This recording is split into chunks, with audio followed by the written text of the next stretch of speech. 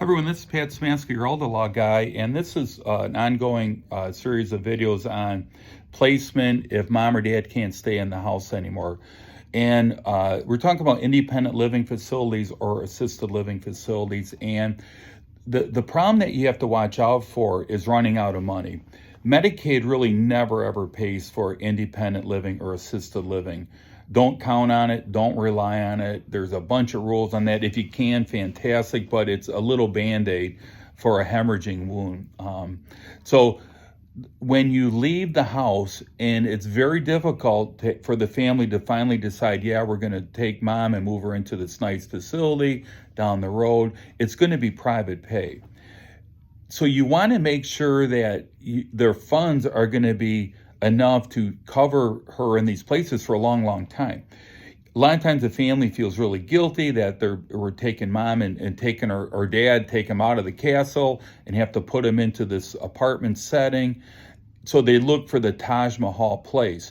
Taj Mahals are great, but it comes with a big price too a lot of times. So the bells and the whistles may be pretty and nice, but you may not actually need that level of care.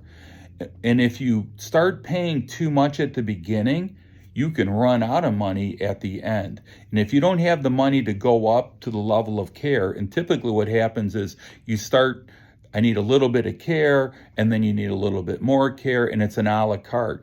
Pill reminders leads to escorting to the dining room, leads to getting dressed in the morning, incontinent care. They can do all that type of care in these facilities, but it's always going to be private pay. And then if you get into memory care, which you have to go into that place because mom and dad are going to walk out the front door and get hit by a car, that when the cost really, really goes up. So you have to make sure you look at the income and then budget.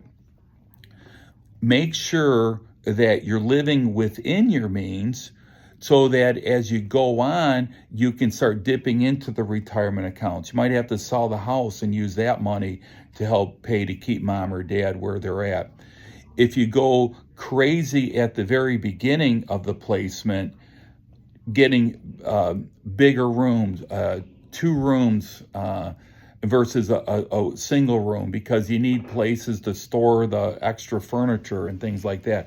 That cost is maybe just wasted. So take a look at it, reach out to people that are placement agencies, look around at a lot of different facilities. They're all beautiful and they all come with different price tags. If you need any help with that and then planning for any government benefits down the line, that's where we're here. We have a lot of resources to help you in that regard and also for placement. So if you have any questions, give me a call. This is Pat Samansky, your elder law guy, 586-468-6793. Bye.